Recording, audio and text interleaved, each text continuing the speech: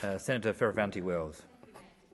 Mr Acting Deputy President, given the events and outcomes of the dodgy pre-selection where I lost by a handful of votes last Saturday, my time in this place will finish on 30 June 2022. Accordingly, there are a few matters I wish to place on the record before my departure. Many in this place would be aware of the history I have had with Scott Morrison. Let me give some clarity and context to that history so there can be no misunderstanding. In order to understand the man, it is best to look at his past actions. While professing to be a man of faith and claiming centre-right status, Morrison is a product of the left, having worked for Bruce Baird. He is adept at running with the foxes and hunting with the hounds, lacking the moral compass and having no conscience. His actions conflict with his portrayal as a man of faith. He has used his so-called faith as a marketing advantage. We learnt the leader of his Hillsong church group, Brian Houston, was a mentor to Morrison. Houston recently stood down as head of Hillsong because he was charged with sexual offences. It is noteworthy that in the past, Houston flew top cover for his pedophile father. When Morrison worked for Tourism Australia, he backstabbed his minister, Fran Bailey. Eventually, he was fired from the position. As State Director of the New South Wales Division of the Liberal Party, Morrison honed his manipulative skills when overseeing the Wentworth pre-selection to unseat Peter King. About 120 membership applications were rejected to help Turnbull get selected, the person Morrison ultimately backstabbed. Morrison might profess to be Christian, but there was nothing Christian about what was done to Michael Toke. When Morrison made his run for the seat of Cook, there were several hopefuls, including Toke, Fletcher and Coleman. Toke won the ballot on the first round with 84 votes. Morrison got 8 votes. Having lost the ballot, Morrison and his cronies went to Sam Dastyari to get dirt on Toke, who had been in the Labor Party for a period of time whilst at university. This dossier of anecdotes was weaponised and leaked to the media to the point where Toke's reputation was destroyed. I'm advised that there are several statutory declarations to attest to racial comments made by Morrison at the time that we can't have a Lebanese person in Cook. The state executive voted 12-11 not to endorse Toke and ordered a modified selection process. The only way that Toke could get political exoneration for a future run was to agree to put his numbers behind Morrison. Morrison met with David Clark and I and promised various things. Of course, he took our votes and never delivered. After the selection, Toke joined my staff. He subsequently also sued the newspapers for defamation. He won his cases, but this was cold comfort. Morrison, his cronies and the Liberal establishment in New South Wales had destroyed a good young man. I regret the day that Clark and I agreed to put Morrison into Cook. Since then, Morrison has never faced a pre-selection. Hence, the trampling of members' rights in New South Wales and denying them proper pre-selections and installing captain's picks is classic Morrison. He and his consigliere Alex Hawke have deliberately contrived a crisis in New South Wales through a year of delays in not having selections. Hawke, as his representative on state executive for months and months, failed to attend nomination review committee meetings to review candidates, thereby holding up pre-selections. Spurious arguments were mounted to justify the unjustifiable. The Constitution was trashed. There is a putrid stench of corruption emanating from the New South Wales division of the Liberal Party. All of this under the eye of Philip Ruddock. As a former Attorney-General, I am appalled that he has allowed Morrison to bully his way to a situation where the next election has been put at risk, all to save Hawke's career.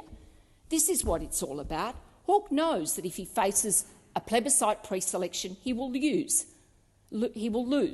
Morrison has railroaded federal executive into setting up a committee which not only endorsed Hawke, Lee and Zimmerman, but a second committee is now endorsing captain's picks in seats like Parramatta and Hughes that were scheduled for pre-selections this week. So what is the hold that Hawke has over Morrison? Good question, especially given Hawke's own corrupt antics in New South Wales. During a speech advocating a Federal Integrity Commission, I referred to Hawke's activities and the dealings of the Baulkham Hills branch. At a meeting in 2018, 10 members were admitted to the branch. This was confirmed in text messages from the branch secretary. Hawke was present at the meeting. He saw what went on. I am told there is video evidence of the meeting. I also have relevant documents, including correspondence sent to Morrison on the issue. After the meeting, the minutes were falsified to show that the 10 members were not accepted. Statutory declarations were provided to counter this falsity. The branch was eventually suspended by State Executive. The branch president and secretary, both acolytes of Hawke, refused to provide statutory declarations. Despite clear evidence of fraud, Hawke's role in this process has never been fully disclosed. The New South Wales State Director has sat on this matter for years. Legal proceedings are now on foot, and I look forward to the day when Hawke will be required to give evidence under oath to explain his corrupt conduct. There is a very appropriate saying here: the fish stinks from the head.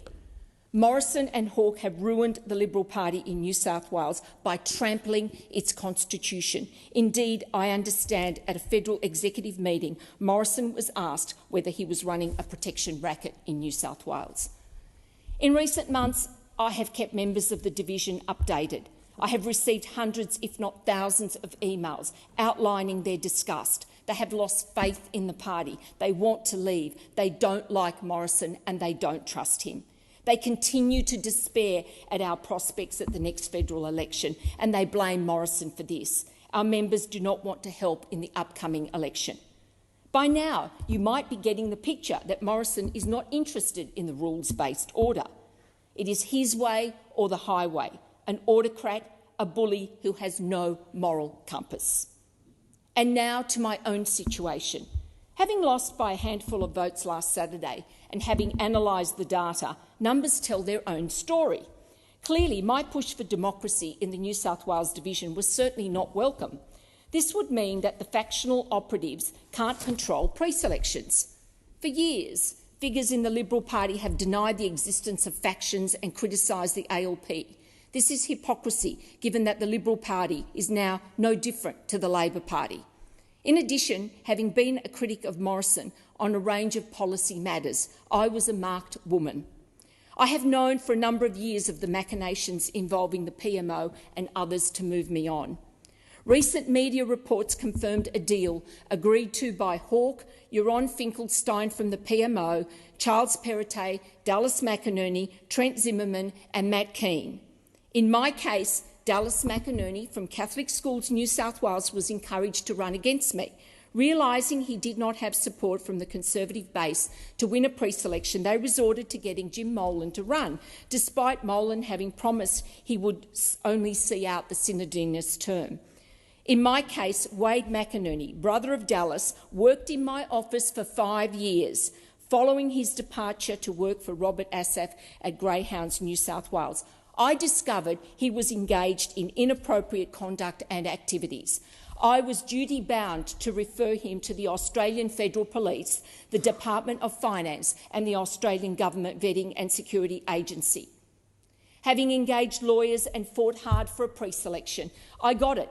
Because my enemies realised my strong support from delegates meant Plan B had to be implemented.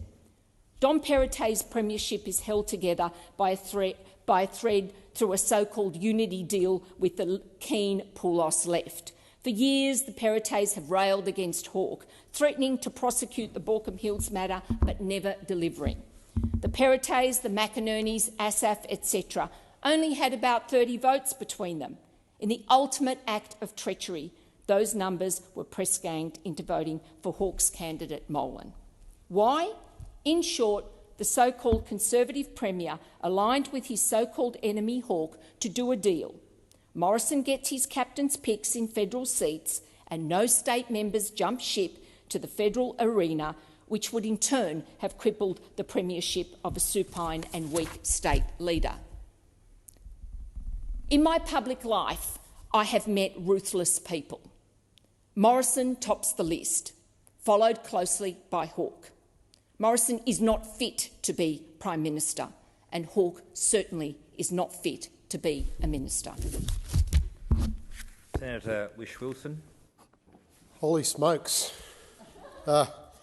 Acting Deputy President, I'm happy to offer another 5 minutes to Senator Fierravanti-Wells if she'd like to continue. Tell me about the environment, Senator. Okay. Well, I have 10 minutes to talk about the environment, but I will say that it was certainly worth being in the chamber for late night adjournment to witness in person. Okay, I'm just taking my time. Acting Deputy President,